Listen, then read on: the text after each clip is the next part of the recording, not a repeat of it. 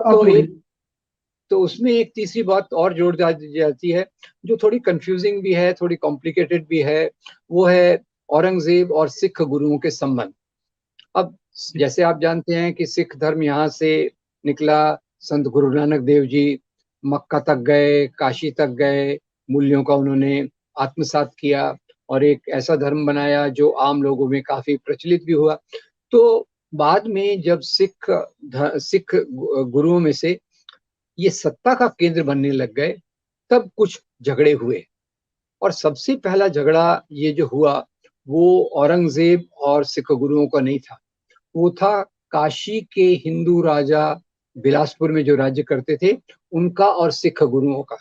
और भी छुटपुट छुटपुट घटनाएं हुई हैं, पर उसमें जो औरंगजेब का एक काम जिसको डिफेंड करना गलत है, वो है गुरु तेग बहादुर की हत्या।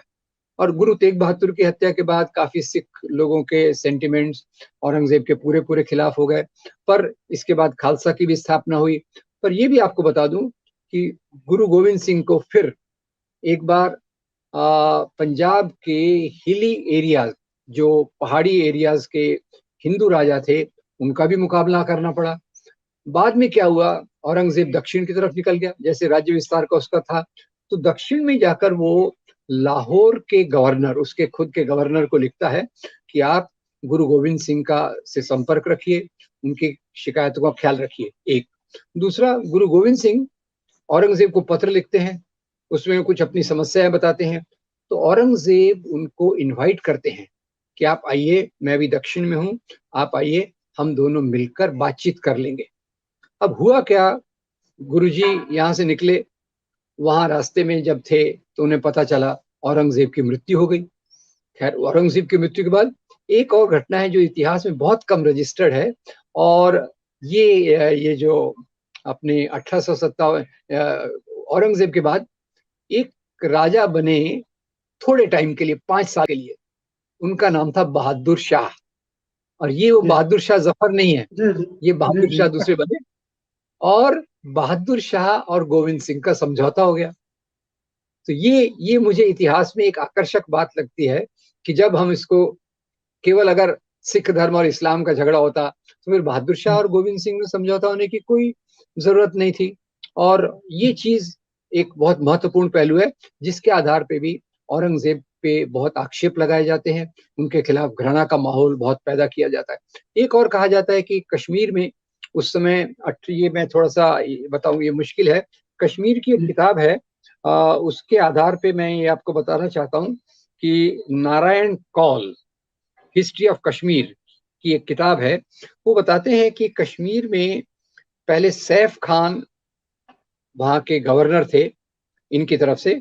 उसके बाद इफ्तिकार खान आए 1671 में। और ऐसा कहा जाता है कि इफ्तिकार खान ने वहां जबरदस्ती धर्मांतरण चालू किया। अब सवाल ये उठता है कि ये जो इफ्तिकार खान थे, इनके जो सैफ इफ्तिकार खान के पिताजी जो थे सैफ खान, उनके मुख्य सलाहकार एक हिंदू थे।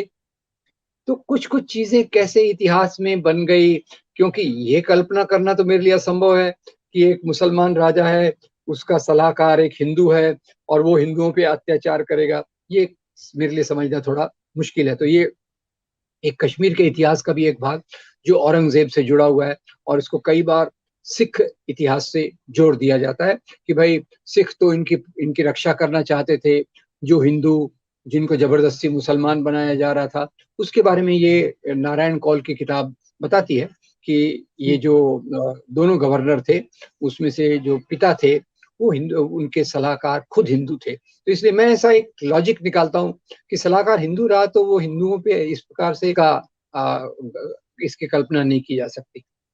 तो कुल मिला के ये कह सकते हैं कि जब भी औरंगजेब को देखना समझना हो तो पूरी पिक्चर के साथ देखें, उसके गुण और अवगुण दोनों को सामने रखकर देखें, और ये ना भूलें कि वो भी एक राजा ही था। वो भी अपने राज्य का विस्तार ही कर रहा था। वो भी अपने राज्य पर अपनी पकड़ कायम रखना चाहता था, और उसके लिए उसे जो भी ठीक लगा उसने किया। उसमें हिंदू मुसलमान की जो भावना थी वो उतनी नहीं थी।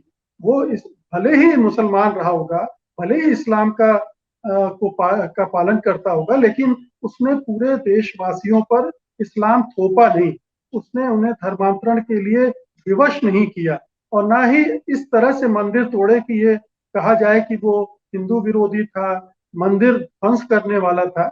उसने मंदिरों को सहायता भी दी और दान दक्षिणा भी दी, ये तमाम तरह से मदद भी की। तो एक कंप्लीट पिक्चर औरंगजेब की ये बनती है कि एक वो बड़ा शासक था, इतना बड़ा राज्य था, उसने विस्तार किया, कुछ अच्छे काम भी किए और कुछ बुरे काम भी किए, और ये राजा होने के